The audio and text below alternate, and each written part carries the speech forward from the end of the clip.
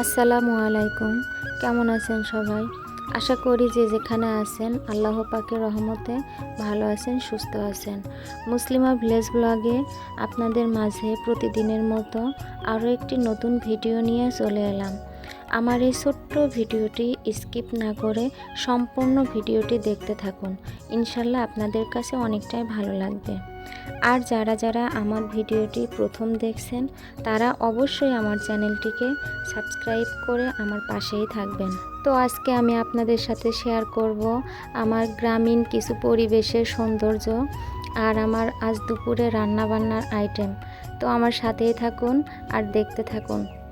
তো এই যে পায়রার ঘর থেকে পায়রা নিয়ে একটা পায়রা জবাই করলাম, করে এখন সেটাকে সুন্দরভাবে কেটে কুটে পরিষ্কার করে নিব, কারণ দুপুরে রান্নার টাইম চলে এসেছে, যার কারণে অনেকটাই তাড়াতাড়ি করছি।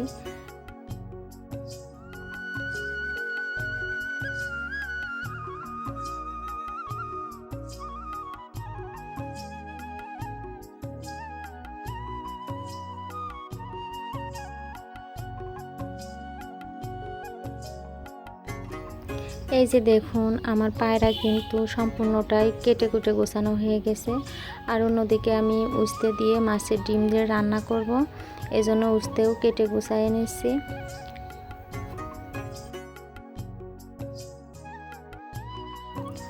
তো আমি উস্তেগুলোও কেটে কুটে সুন্দর করে গুছিয়ে নিয়েছি।